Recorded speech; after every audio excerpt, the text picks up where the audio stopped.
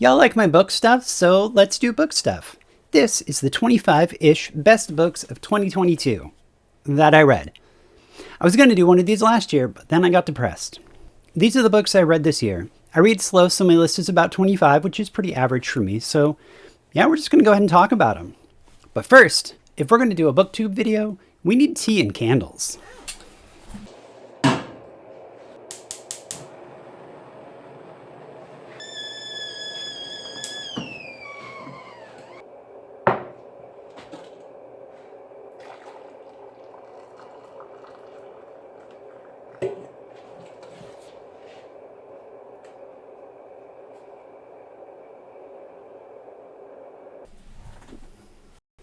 I figure if we're going to fit the cottagecore booktube genre, tea is a must.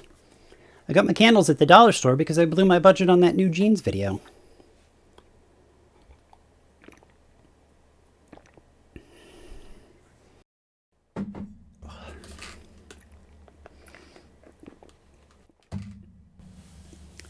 Guess I'm not that kind of tea girl. None of these books actually came out in 2022. This is just when I read them. So let's start at the bottom and move on up to the best book I read this year. If you want to follow me on Goodreads and see what I'm reading, you can see what I'm reading and check out the books. I'm not doing this take again. Check out the books that I authored. There's a link in the description. Every year there's some books I start but don't finish. I read slow, so if a book just isn't grabbing me, I move on. These books usually aren't bad, just not what I feel like reading at the time, and we'll get to those as we go. This list is in order of worst to best. Starting at the bottom isn't actually a single book. It's 4 novellas that don't really warrant a mention as individual installments. And these are the books of the Slings and Arrows series of novellas that are part of the Star Trek relaunch-ish. Last year I decided to get into the Trek relaunch books and made a big ol' reading order. You can check it out on r/trekbooks on Reddit. There's a link in the description. The relaunch books are all pretty middle of the road, and so I feel kind of like I'm wasting my time on them sometimes, and these novellas are totally that. I gave up on reading them since they're all mostly the same thing. If there's an element that appears in First Contact but not in Generations, the novella's about that. The Enterprise E has an EMH. Let's write an entire book about its installation. Each one of these is about 80 pages and totally skippable, so I didn't bother with the last 2. Most of the books I read are at least 3-star books, since if I'm not digging a book, I just won't finish it. My reading time is too precious to waste on crap I don't like. So from here on, it's books I at least mostly liked. Starting with more Star Trek. I read the novelization of First Contact by J.M. Dillard, which has really hammered home that reading the novelizations of episodes or movies is a complete waste of time. I look like I have a halo. I don't know what's going on today. Yeah, there's something, I'm getting some light leak from somewhere. I apologize, I guess. Nobody cares. Starting with more Star Trek, I read the novelization of First Contact by J.M. Dillard, which has really hammered home that reading the novelizations of episodes or movies is a complete waste of time. The only book that offered anything that wasn't just a retelling of exactly what happens in the script was Generations, and then only at the beginning where it shows Kirk's state of mind following the events of Undiscovered Country, and if you read it, The Ashes of Eden by William Shatner. Ostensibly by William Shatner. Whatever. You can skip First Contact, though. Unless it's been a while since you watched it, then whatever. It's short. Do what you want. I'm not your mom. The next book I started was The Troop by Nick Cutter. It was really good, but I was in the middle of a sci-fi kick, and I just wasn't in the mood for cosmic horror. I set it aside and moved on to more Star Trek because they're easy reads. The other Trek books I read this year are all pretty middle of the road, starting with Rogue by Andy Magellas, I think that's how you say his name, which takes place before the events of First Contact, and it's about Lieutenant Hawk and Captain Picard dealing with the machinations of Section 31. I also read Ship of the Line by Diane Carey, which takes place immediately after the events of Generations, about the construction and shakedown cruise of the Enterprise E. It's again about Lieutenant Hawk and Captain Picard, as well as that captain that Kelsey Grammer played in that one weird time loop episode of Next Gen. It's interesting because it really shows a shift in Picard from the stoic and reserved character we see in TNG and Generations to the swashbuckling adventure hero we see in First Contact and afterwards. I mean, these are traits he always had, but this shows him choosing to embrace them instead of falling into a depression and resign from Starfleet, resign his commission following the loss of his ship in Generations. The other Trek book I started but didn't finish was Voyager. Was a Voyager book called Mosaic by Jerry Taylor. It wasn't bad, but it wasn't really grabbing me, so I put it down. It seems to be kind of aping the idea behind the TNG episode Tapestry about Picard looking back at his formative moments, only it's about Janeway. Meanwhile, the crew is dealing with the Kazon, who are just so very dumb. That's the last of our Trek books. Another book I started but didn't finish is The Way and Its Power, The Tao Te Ching, and Its Place in Chinese Thought by Arthur Whaley. Do you know the way? I actually have a physical copy of this one I picked up at a yard sale a couple years ago. This is from the 30s, and it's part of a series he did that tries to demystify Chinese culture by giving English translations to important Chinese texts, and then placing them in context for Western audiences. It's pretty dry and scholarly, and it's not interested in actually discussing Taoism, which is what I wanted it for. My last 3-star book is Empire Builders by Ben Bova. This book is part of his Grand Tour series about humanity's colonization of the solar system in the latter half of the 21st century. By my accounting, there are 25 of these books, but they're all independent stories. There are some story arcs and recurring characters, but you can read them in any order and not lose anything. I mean, he wrote them out of order anyway, so whatever. I discovered these books a while back and really made an effort to get into the series last year. Chronologically, this is book 6, and it's my least favorite of the 8 that I've read so far. Generally, I really like these books, but this one spends more time talking about a sad billionaire trying to get his company back, and why should I give a shit about that? It follows the character of Dan Randolph, who appears in a few of the books, as he tries to convince world leaders, largely dominated by religious fanatics, that climate change is about to reach a tipping point that he calls the greenhouse cliff. It skips over what is arguably the most interesting plot idea about Randolph being a fugitive on the moon and living in this network of underground society. It does earn points for him failing and the greenhouse cliff happening, though. I'd really like to know where that light bloom is coming from. Sci-fi is my go-to genre, and my favorite subgenre is mid-century sci-fi. I don't know what it is about post-war books, but they just hit different. I went looking for something I hadn't read yet, and I started Bring the Jubilee by Ward Moore, but discovered pretty quickly it wasn't actually what I was looking for. And instead I settled on Foundation by Isaac Asimov, which I had never read. Sadly, the book's really boring. It's a passable enough collection of previous published novellas about the future history of the fall of a galactic empire and the titular Foundation's efforts to maintain the knowledge of society through the ensuing Dark Ages.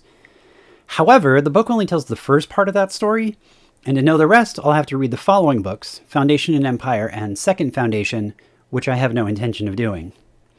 I also learned that Asimov was a sexual predator, so that's good to know. We're into 4-star books now, so all things I really like from here on out. Mostly. We'll get there. My first 4-star book is The Precipice, another Grand Tour book by Ben Bova. It lays the groundwork for my favorite book in this series so far, Venus. The fuck was that noise? We got a foot and a half of snow over the weekend, and I think one of the trees just on the other side of this wall lost some snow because it smacked the wall, and now the dog's boofing. Stop it.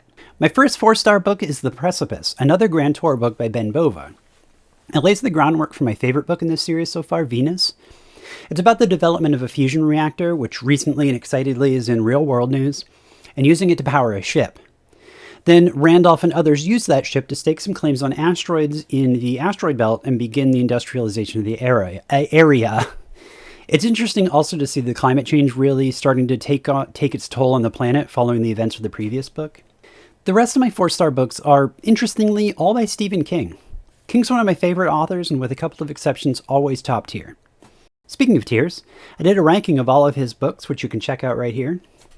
For those of you who watched that and are wondering where I would rate the books that I've read since then, I'll let you know as I go.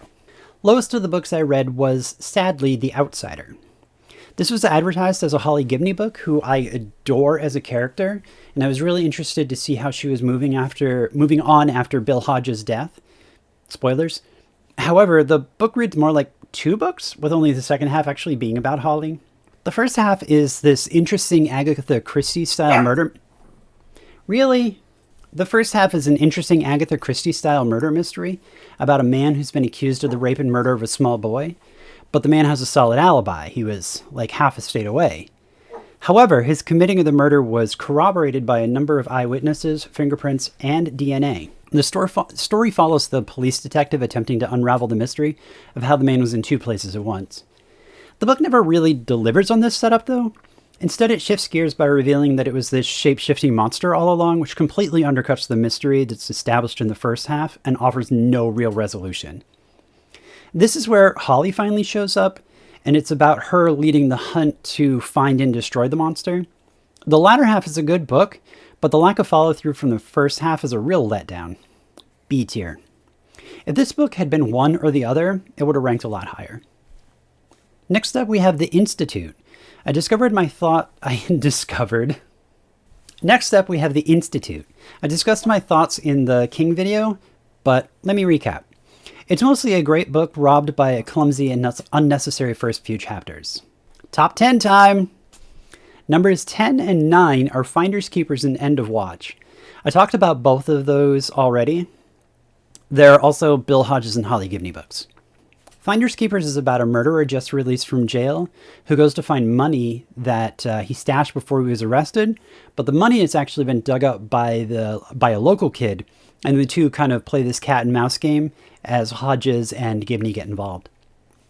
End of Watch dives into the supernatural in earnest as Hodges and Gibney go up against the killer from the first book in the series. This time he's able to project his consciousness from one body to another. I place it in A tier. Number 8 is Pet Sematary, once again discussed in my King video. It's a weird book that's classic 1980s King. I'm not re-recording that. It has cosmic horror elements mixed into a bit more of a traditional story about the dead returning to life. If the book ended about 15 pages before it did, I'd rate it higher. Probably higher than my number 7 book of the year, Mr. Mercedes, which nails the ending. Or more accurately, happy slaps the ending. It's the first Bill Hodges and Holly Gibney book, and it's full-on pulp neo-noir detective schlock, and I love it. I talk about it in the King video, and I promise that's the last time I'll say that. Number 6 is a book I talked about in a different video, and very nearly made it into my top 5, if not for the next book on the list. This book is Stonefish by Scott R. Jones. I made a whole video review back in January when I read it that you can check out right there. As writing and publishing context, I am Facebook friends with both the author and the publisher of this book. That doesn't change the fact that I liked it, though. It's about Bigfoot, simulation theory, and bizarre cosmic horror with a healthy dose of cyberpunk dystopia. Okay, it's time for the top 5. You ready? Are you excited? I know I'm excited, and I know it's on the list. The first 4 books in the top 5 are books I've read before. I don't usually reread books. Since I read so slow, I almost memorize the books, so I don't really need to reread things since I already remember what happened. Number 5 is The Tao of Pooh by Benjamin Hoff. This book is a masterpiece and probably the best English language book on Taoism. I read it in preparation for a whole video about Taoism that may or may not be out by the time you watch this video. If it is, you can watch it right there. Benjamin Hoff wrote a follow-up to The Tao of Pooh 10 years later called The Day of Piglet. I also read this book this year, but I rate that tree again. I also read this book this year, but I rate it much lower. The tone and style and theme of The Tao of Pooh are completely gone here. What could have been a deeper dive into the principles and such of Taoism that he began in the last book is completely lost. It's dense and unfocused, and it really reads more like old man yells at kids these days. Y'all motherfuckers need Taoism! Numbers 4, 3, and 2 are undisputed masterpieces, the Sprawl Trilogy by William Gibson, consisting of, in order of publication, Neuromancer, Count Zero, and Mona Lisa Overdrive. If I had to rate them, I'd place them in the same order they were published, though the first two are both great, but the first one has a lot more cultural significance, and so it sits higher. Neuromancer is the book that defined cyberpunk. It's a timeless classic about corporate dystopia and the people who fight back against it. The 3 books each stand on their own, but they do tell a larger narrative if read together, and the last one has characters from the first 2 reappear. I reread them because I was curious how they fared in our current environment, and it turns out exceptionally well. I wanted to make a video revisiting them, but it was one of the projects that fell into oblivion during my massive depressive fugue last year. This year, whatever. I may put it back on the slate for this year, though. Let me know if you want to see something like that. We have arrived, finally, at number 1, the best book of 2022 that I read in 2022. The spot goes to, drumroll please. Drumroll? Anyone? Why does the drum roll never happen around here? Oh, don't forget to subscribe and get this little counter. I don't know. It's over here. Up to 500. My notes actually say point to the right. And I still got it wrong. That's what you come here for. You expect nothing but perfection from my videos. My favorite book of 2022 is Station 11 by Emily St. John Mandel. This book is amazing. I loved every page. I'm not doing another take. The setting is 20 years after a viral apocalypse. Very 2020 vibes for a book published in 2014. Well, half the book is post-apoc. The other half takes place in the years leading up to the outbreak or during the outbreak itself and kind of its immediate aftermath. It's not about that, though. This isn't a plot-driven book. In fact, very little plot exists at all. Instead, this is a book about character and art. In the post-apocalypse, we follow an actor named Kirsten who performs with a group called the Traveling Symphony, who make a circuit through the towns around the Great Lakes. In the pre-apocalypse, we follow a handful of characters who together tell both their stories and the story of an actor named Arthur Leander, who dies the same day the outbreak starts, right in the first pages of the novel. The story of Arthur Leander is one of a person who is really his own worst enemy. While he was successful in an actor, he was the architect of his own suffering. He never learned to do better, and he left a broken legacy that sends ripples through the post-apocalypse to Kirsten herself. The book is, to a certain extent, a book about Leander and his impact on the world. Meanwhile, Kirsten is trying to learn how to do better in a world that's pretty terrible. Unlike Leander, she eventually learns to do that. Through acting and art, she and her troupe bring light to a very dark world. Station 11 was turned into a miniseries on HBO in 2021, and it's okay. It generally gets the gist of the book right if missing something in translation. It does star Mackenzie Davis as Kirsten, and I will never turn down a chance to watch her in something. It also has Tank Girl herself, Lori Petty, so that's neat. I could talk about this book for ages. It's so good.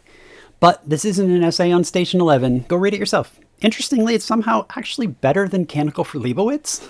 It's technically January, but I read The Iron Heel by Jack London. It's about an oligarchical fascist takeover America and a socialist revolution.